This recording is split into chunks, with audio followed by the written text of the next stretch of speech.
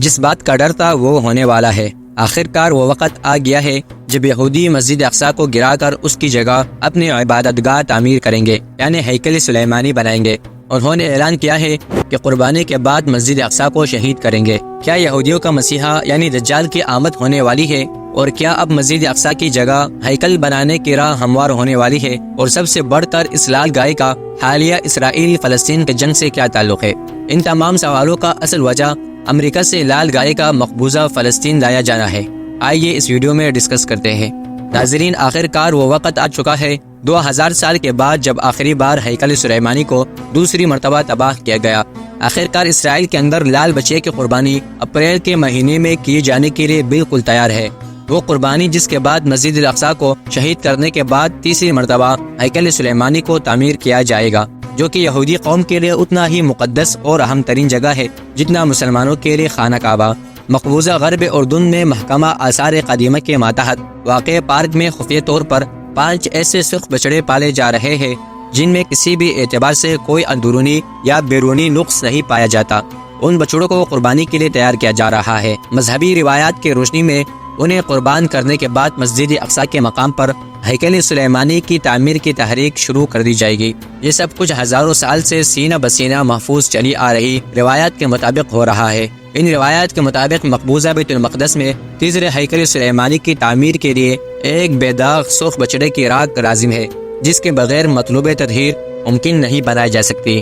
اگر سب کچھ منصوبے کے مطابق چلتا رہا تو اسرائیلیوں کے نزدیک دنیا کا خاتمہ بہت نزدیک ہے۔ انتہا پسند یہودی گروہوں کے مطابق ہیکل سلیمانی مقبوضہ بیت المقدس کے قدیم علاقے میں مسجد اقصی اور ڈوم آف راک کے مقام پر تعمیر کیا جانا ہے۔ بعض کا خیال ہے کہ یہ واقعہ مسیح علیہ السلام کی آمد کی نوید لائے گا۔ تیسری ٹیمپل کمیونٹی کے ارکان برسوں سے بے داغ سرخ بچڑا تلاش کر رہے تھے۔ سرخ بچڑے 2022 میں امریکی ریاست ٹیکساس سے لائے گئے۔ ان کے غیر معمولی نگہداشت کی جا رہی ہے۔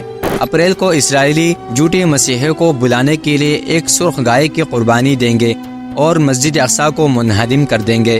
اور 8 اپریل کو رمضان کے آخری دن یہ دعویٰ کر رہے ہیں کہ وہاں جعلی مسیحا بلائیں گے۔ اسی دن ایک تاریخی مکمل سورج گرہن ہوگا جو 375 سال سے نہیں ہوا۔ آخر یہ لال گائے کو کیوں ذبح کرتے ہیں؟ اس کی وجہ یہ ہے کہ جب یہودی ہیکل کی تعمیر کرتے ہیں تو وہ تعمیر کے آلات کو پاک کرنے کے لیے سرخ گائے کی راکھ کا استعمال کرتے ہیں، یعنی اس کی جلد، گوشت، خون اور ہڈی سمیت تمام اعضاء کو جلا کر پانی میں ملا دیا جائے گا، جس کے بعد اسے تیسرے ہیکل کی بنیاد کے ارد گرد 7 بار چڑکا جائے گا۔ یہ مسیحی کے دور یعنی دجال کے دور کا استقبال ہوگا۔ یہ قربانی زیتون کے پہاڑ پر کی جانی ہے، جو کہ دور بادی کے راستے میں شامل ہوتی ہے۔ جیسے ہی یہ کام ہوگا بیت المقدس کو گرا دیا جائے گا، اور اس قربانی کے فوراً بعد یہودی قوم اپنے ہیکل کی تیسری مرتبہ تعمیر کو شروع کریں گے۔ اور یہ کہ اس قربانی کے اندر اب 1 سال سے بھی کم وقت باقی ہے، اور اس کے نتیجے میں امام مہدی کا ظہور ہوگا۔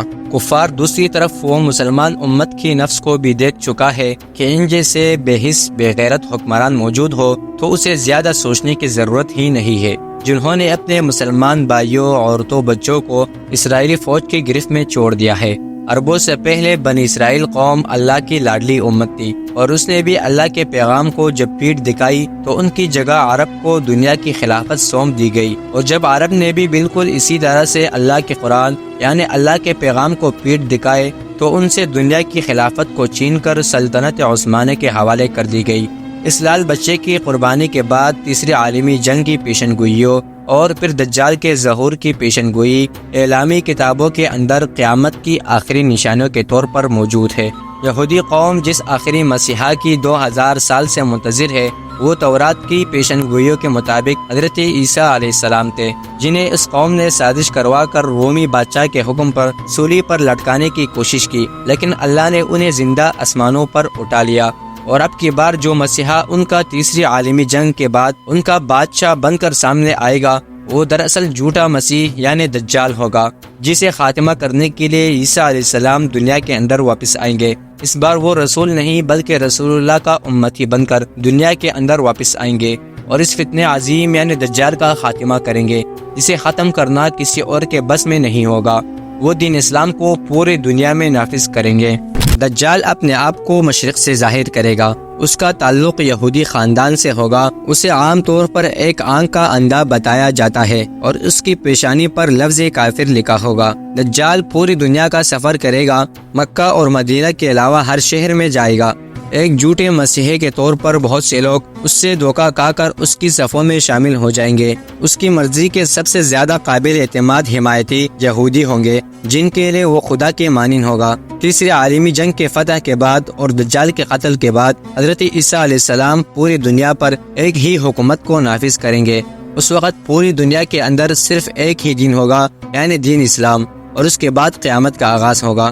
اللہ رب العزت سے دعا ہے کہ اللہ تعالیٰ ان تمام فتنوں سے ہم سب کی حفاظت فرمائے، آمین۔